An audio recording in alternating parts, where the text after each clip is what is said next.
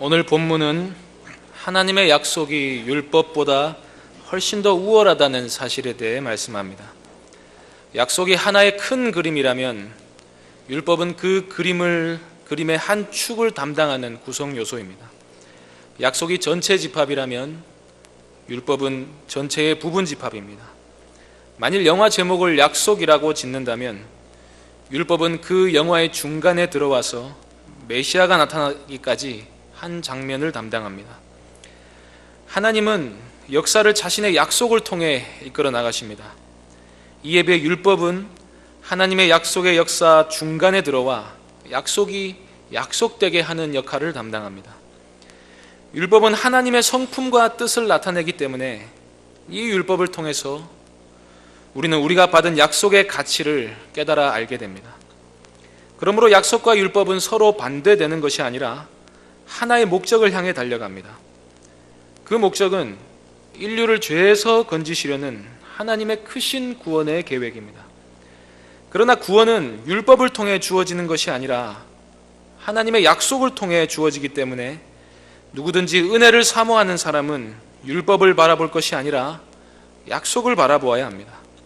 우리는 완전한 의가 되시는 그리스도를 의지함으로만 의롭다함을 얻을 수 있기 때문입니다.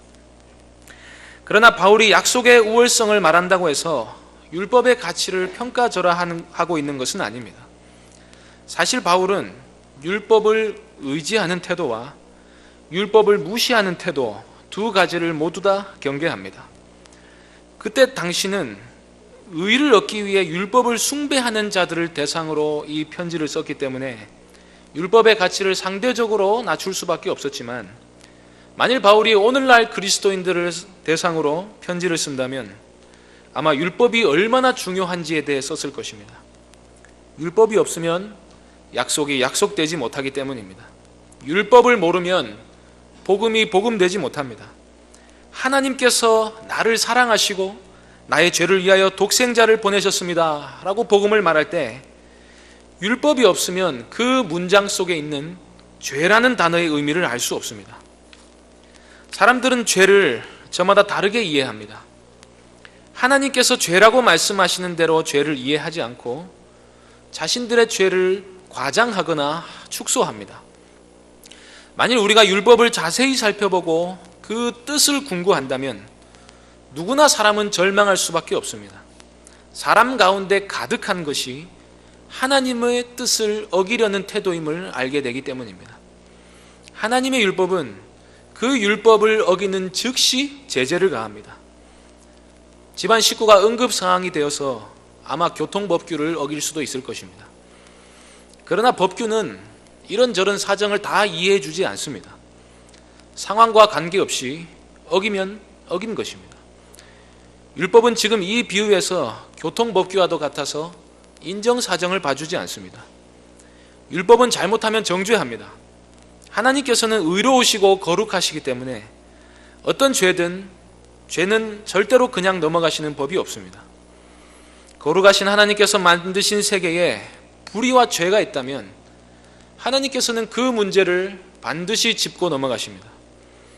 율법이 보여주는 것은 바로 이러한 하나님의 성품입니다. 하나님은 어떤 기준이 있으시고 그 기준에 따라 반드시 사람을 심판하신다는 것입니다. 하나님은 사람을 자신의 형상에 따라 창조하시고 자신의 선택에 책임을 지는 자유로운 인격체로 만드셨습니다. 자유에는 반드시 책임이 따릅니다. 그것이 하나님이 만드신 세계의 법칙입니다. 사람이 심판을 받는 것은 하나님의 뜻을 따라 살 책임이 그에게 주어졌음에도 불구하고 자신의 의지로 그것을 선택하지 않고 하나님을 거역하는 것을 선택한다는 것입니다.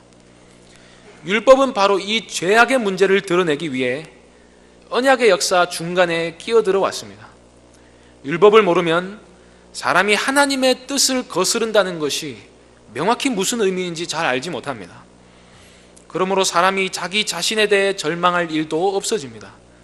다 자기 잘난 맛에 산다고 대개 사람은 자신이 그런 대로 괜찮은 사람이라고 생각하기 때문입니다. 그런데 율법은 괜찮은 사람은 아무도 없다고 말해줍니다.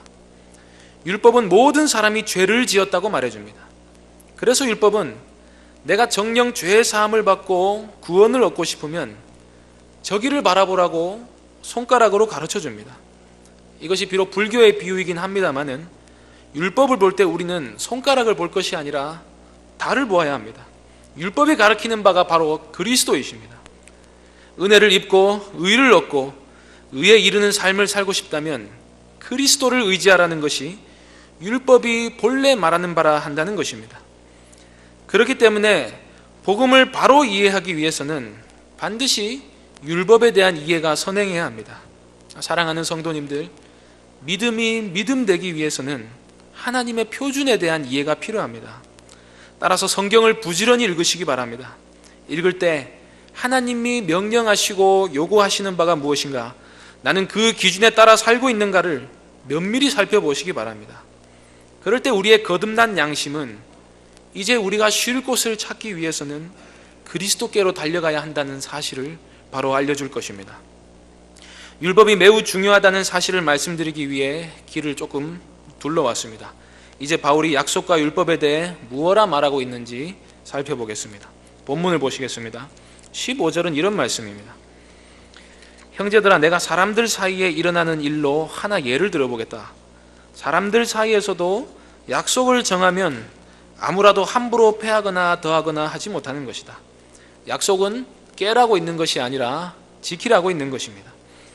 특히 유언과 같은 약속은 함부로 수정하거나 할 수 없습니다. 사람 사이에도 그렇거든 변함이 없으신 하나님께서 하신 약속이라면 어떻게 했느냐 하는 말씀입니다. 16절은 그 하나님의 약속이라 하는 것은 아브라함을 통해 나오는 자손을 통해 온 민족이 복을 받게 하시겠다는 약속이었다 하는 뜻입니다. 14절에 바울은 이 약속이 예수님의 오심과 성령의 강림으로 성취되었다고 알려줍니다. 17절 보시면 이 약속은 율법이 생기기 전에 무려 430년 전에 하나님이 아브라함에게 하신 약속이라 합니다. 하나님이 이렇게 했다가 저렇게 했다가 하는 분이 아니시라면 먼저 했던 약속은 나중에 온 약속보다 항상 우선시 되는 것입니다. 율법을 우리는 신의 산 언약이라고 부릅니다. 그래서 율법도 물론 언약이고 약속인데 그 율법이라는 언약은 아브라함에게 하신 언약의 종속이 되는 것입니다. 하나님께서 특별히 이스라엘에게 율법을 주시면서 먼저 아브라함에게 하신 약속을 취소한 것이 아니라면 율법은 먼저 하신 약속과 최소한 관계가 있거나 율법이 먼저 한 약속을 폐기하지 못하는 것입니다. 약속을 하셨다는 것은 약속이 이루어질 때가 있다는 뜻인데 그 사이에 율법이 들어온 것이라면 이 율법은 먼저 아브라함에게 하신 약속과 관계가 없거나 아니면 다른 방식으로 관계하는 것이 될 것입니다. 논리적으로 그렇다는 말씀입니다. 실제로는 이 율법이 하나님의 약속을 이루는 중요한 도구로 쓰이게 됩니다. 18절입니다. 만일 그 유업이 율법에서 난 것이면 유업은 언약을 통해 믿는 자들에게 주실 것을 가리킵니다. 아브라함의 자손을 통해 인류에게 복을 주시리라 한 약속은 율법 이전의 내용입니다. 그래서 죄의 사함을 받고 성령을 받아 하나님의 자녀가 되는 큰 복을 받으려면 아브라함에게 하신 약속을 의지하고 약속하신 자손이 오시기까지 기다려야 합니다. 그래서 우리가 받을 구원의 복은 율법에서 난 것이 아닙니다. 하나님의 약속으로 말미암아 아브라함에게 주신 것입니다. 19절입니다. 그런데 그렇다면 율법은 도대체 무엇인가 하는 질문이 당연히 제기될 수밖에 없습니다. 바울은 여기서 율법은 첫째, 범법함으로 더해진 것이라, 그리고 둘째, 약속하신 자손이 오시기까지 있는 것이라고 합니다. 첫째로 율법은 사람을 정죄하는 기능이 있습니다. 율법이 사람에게 저주가 되는 것은 율법이 잘못되었기 때문이 아니라 사람이 죄를 지었기 때문입니다. 율법의 정죄를 통해 우리는 인간이 하나님의 뜻을 얼마나 거스르며 사는 존재인지 깨닫게 됩니다. 둘째로 구원 역사에 있어서 율법은 일정 시기만을 담당합니다. 율법은 구원을 얻기 위해 의지해야 할 대상으로는 부족합니다. 율법은 사람이 죄를 범했다는 것을 일정 기간 동안 알려준 다음에 그 다음 우리가 무엇을 의지해야 하는가를 가르쳐 줍니다. 20절입니다. 20절에서 그 중보자는 모세를 가리킵니다. 언약은 쌍방이기 때문에 언약을 세울 때 중매를 세워서 한다면 그 중매자가 어느 한편만을 위한 중매자는 없습니다. 그러나 하나님은 한 분이시라 하는 말은 율법은 물론 모세라는 중보자를 통해 세우신 것이지만 아브라함에게 하신 약속은 한 분이신 하나님이 아브라함과 직접 하신 약속이라는 것입니다. 중보자가 없는 약속이었습니다. 이는 두 가지 방식으로 약속이 율법보다 더 뛰어다는 것을 설명해 줍니다. 첫째는 율법은 깨어지기 쉬운 약속이었다는 것입니다. 율법은 중보자를 통해 양측이 서로 언약을 잘 지켜야 계약관계가 유지되는 법으로 주어졌습니다. 그래서 결과적으로 이스라엘의 실패로 율법도 실패하게 됩니다. 하나님은 약속을 지키셨지만 이스라엘은 지키지 못했기 때문에 율법을 통한 계약은 제대로 성사되지 못했던 것입니다. 그러나 아브라함에게 하신 약속은 하나님이 아브라함에게 일방적으로 하신 약속이기 때문에 하나님이 잘 지키시면 인간이 잘못해도 깨질 염려가 없습니다. 둘째로 약속이 율법보다 더 뛰어난 이유는 하나님은 한 분이시기 때문에 아브라함에게 하신 약속을 변함없이 지키신다는 것입니다. 율법 430년 전에 아브라함에게 약속하신 분과 이스라엘에게 율법을 주신 분은 같습니다. 그리고 독생자를 이 땅에 보내신 분과 오늘날 우리에게 성령을 보내신 분은 같은 분이십니다. 그렇기 때문에 약속을 의지할 때 우리는 그 약속이 잘못될까 두려워할 필요가 전혀 없습니다. 21절입니다. 앞서 19절에서 바울은 율법은 무엇하러 주어진 것이냐 하는 질문에 대해 대답했다면 21절에서는 그러면 율법이 잘못된 것이냐, 하나님의 약속과 반대되는 것이냐는 질문에 대답합니다. 바울은 율법이 사람을 의롭게 하는 수단으로 주어지지 않았다는 것이지 약속과 반대되는 것은 결코 아니라고 답합니다.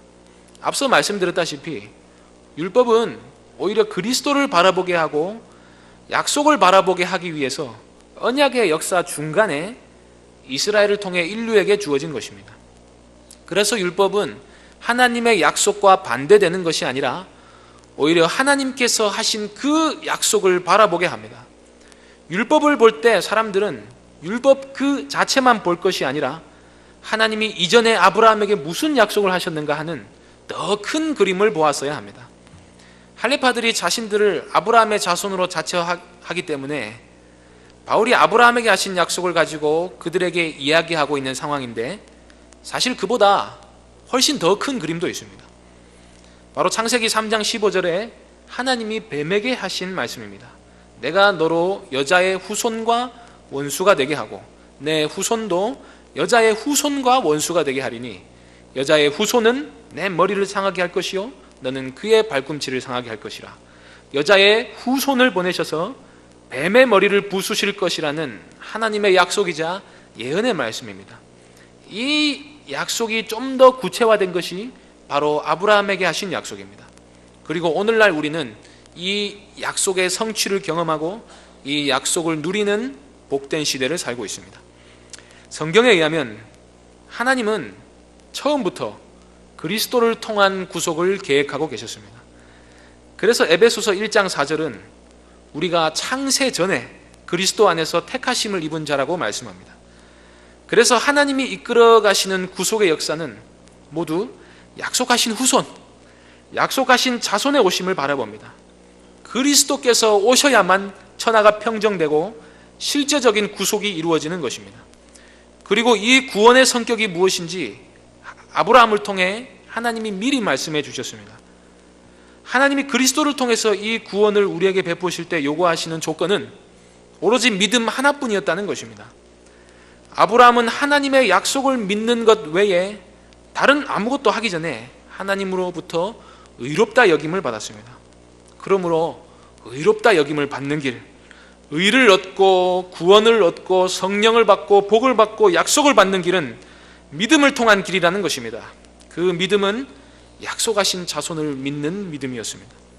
또한 율법이 주어졌을 때의 믿음도 사실 하나님이 하신 말씀을 그대로 믿고 그대로 실천하는 믿음입니다. 율법을 행할 때도 사실은 믿음을 가지고 행해야 합니다. 율법을 하나님에 대한 믿음으로 행하지 않고 단지 구원받으려는 수단으로 삼으려는 것은 매우 교만한 자세입니다. 하나님이 명령하셨으니까 그대로 믿고 나는 순종한다 하는 그 믿음을 보시고 하나님이 그리스도를 그의 구원자로 삼아주시는 은혜를 베푸시는 것입니다. 그래서 그리스도께서 오시기 전에 율법을 받은 자들은 믿음으로 그 제사 제도에 순종하고 절기 제도에 순종하고 계명에 순종하면 됐습니다. 내가 구원을 받으려고 율법을 지킨다 하는 것은 처음부터 없는 개념이었습니다. 하나님의 주권, 하나님의 왕되심, 하나님의 구원을 믿고 순종하라 하는 것이 율법에 담겨 있는 하나님의 뜻입니다. 따라서 율법을 지킬 때도 사실상 하나님의 말씀에 대한 믿음을 요구하는 것이지 행위를 통한 의를 주려고 한 것이 아니었던 것입니다. 그래서 바울은 21절 끝에서 만일 능히 살게 하는 율법을 주셨더라면 의가 반드시 율법으로 말미암으리라 이렇게 말씀한 것입니다. 22절입니다. 그러나 성경이 모든 것을 죄 아래에 가두었으니 율법은 결과적으로 볼 때 모든 행위를 죄 아래 가두었습니다. 이제 율법을 의지하는 자는 누구도 자신의 행위를 하나라도 의로운 구석이 있다라고 말할 수 없게 되었습니다. 그러면 끝이 아니라 이는 예수 그리스도를 믿음으로 말미암는 약속을 믿는 자들에게 주려 함이라. 율법을 통하여서 우리는 신앙생활의 본질이 믿음에 달려 있음을 알게 됩니다. 그리고 아브라함에게 하신 약속을 통하여 그 믿음이 약속을 믿는 믿음, 곧 약속하신 자손 그리스도를 믿는 믿음이라는 사실을 알게 됩니다. 율법이 모든 것을 죄 아래 가둔 것은 자신이 행위로는 하나님 앞에 절망할 수밖에 없는 자임을 깨닫고 구원자 되시는 분을 믿음으로 바라보게 하려는 것입니다. 주 안에서 사랑하는 성도님들, 오늘 이 말씀이 우리에게 어떤 의미가 있습니까? 구원은 물론 그리스도를 믿는 믿음으로 받는 것입니다. 그러나 그리스도께서 우리에게 어떤 분이 되신다 하는 바른 믿음을 갖지 못하면 그 믿음은 구원받는 데 소용되는 수단이 되지 못합니다. 그렇기 때문에 믿음이 되려면 율법이 무엇을 말하는지에 대해 먼저 바로 알아야 합니다. 율법을 통해 우리가 얼마나 절망적인 죄인인지를 깨닫지 못하면 그리스도께서 우리를 죄에서 구원하신다는 믿음을 바르게 가질 수가 없습니다. 율법을 통해 사람이 의롭게 되어야 하나님 앞에 설 수 있다는 사실을 바로 알지 못하면 우리의 의가 되시고 우리를 의롭다 하시고 우리를 의롭게 하시는 예수 그리스도의 사역을 진정으로 의지할 수도 없습니다. 우리에게 진정으로 필요한 것이 무엇인지 알지 못하면 우리가 가진 믿음이라는 것이 입술의 고백 아니면 공허한 착각이 될 수도 있습니다. 그래서 오늘 본문이 오늘날 이 시대에 가르쳐주는 진리는 그리스도를 가까이 하고 그분을 바로 믿기 위하여서 하나님의 율법을 가까이 하는 삶을 살아야 한다는 것입니다. 율법을 지키려고 하지 않는 자에게는 제대로 된 바른 믿음이 생기지 않습니다. 최선을 다해 율법을 지키려 하는 사람만이 참으로 율법이 자신을 구원할 수 없음을 깨달을 수 있을 것이고 그리스도의 의를 받아들일 마음 자세를 가질 수 있을 것입니다. 그리고 거듭난 사람은 하나님의 뜻을 받들어 이 율법을 지키는 삶을 살려고 노력할 것입니다. 율법을 따르며 살든지 하다못해 최소한의 양심적 기준이라도 책임감 있게 지키려 하지 않는 사람이 어찌 자신의 존재에 대해 절망하고 구원자를 찾게 되겠습니까? 구원을 받은 백성이 또한 어찌 하나님의 의로우신 뜻을 떠나 살 수 있겠습니까? 그래서 역설적이지만 그리스도인은 율법을 가까이 하는 삶을 살아야 한다는 것입니다. 그러므로 사랑하는 성도님들, 말씀을 가까이 하는 삶을 사시기 바랍니다. 그 말씀에 순종하기 위해 최선을 다하시기 바랍니다. 그러나 그 율법을 어느 정도 지킨다 하는 자신의 행위를 믿지 말고 자기를 부인하고 그리스도 예수 한 분만을 믿고 의지하는 신앙생활 하시기를 바랍니다. 하나님께서 그 크신 은혜와 변함없으신 신실하심으로 오늘날에도 아브라함에게 하신 약속을 지키사 구원의 복을 날마다 우리에게 넘치도록 허락하실 것입니다. 이 은혜가 오늘 말씀을 듣는 모든 성도님들 가운데 가득하시기를 간절히 소망합니다.